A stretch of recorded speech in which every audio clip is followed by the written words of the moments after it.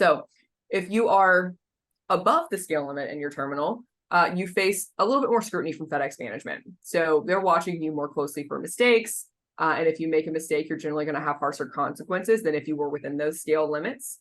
Some people are within the scale limits, and then they just naturally grow over that scale. Maybe their territory is growing really faster than the terminal or whatever. So that's a way that you can basically go above that maximum. But they're watching out for your mistakes. So like I said earlier, if you do happen to have any type of service failures, less customers are impacted. So if you're starting to make mistakes and you're above scale, you're going to get scrutinized pretty heavily. And if you're above scale, you'll likely get some pressure from the terminal to sell a piece of your business to bring you back under that scale maximum. So if you do get over that scale, or you realize you're approaching that scale as a seller or a contractor, you may want to go ahead and proactively start selling a little piece of your business to make sure that you don't go over that maximum. So that's something to always be watching out for. That being said, that's kind of the negative of having a larger business. You're scrutinized a little bit more.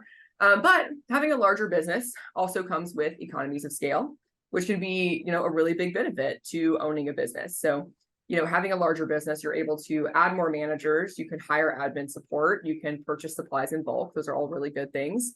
Kind of going through those individually, only FedEx businesses of a certain size can really afford to have a manager on staff. So the rule of thumb that we see is about one manager for every 8 routes. So if you have 8 routes, we'd expect you to have 1 manager. If you have 20 routes, we'd expect you to have about 2 managers and maybe a lead driver or 2 to help out. They know how to do the manager functions, but maybe they're still on a truck. So the larger the business you have, the more managers you have, the more leads you have, that's more people you've got to cover contingency. So, if you have a 20 route business and you have a driver call out, you have several layers of management, several layers of contingency planning, basically to cover that route.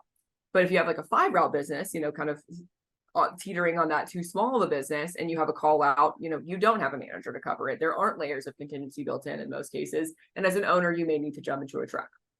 So again, the larger you get, you can hire people to work on recruiting. You can hire payroll processors, mechanics, things like that. So the larger you get to see those advantages. Again, I said earlier, you can purchase things in bulk, such as truck fluids, windshield wiper blades, things like that. So, the larger the fleet you have, it makes more sense. If you buy things in bulk, you generally get discounts and things are cheaper and things like that. So definitely having a larger business, all that to say, you don't want to go over your maximum scale in your terminal. But if, you want to take advantage of some of these other things, it can work to your advantage to have a business that is on the larger side of the scale limit in your terminal.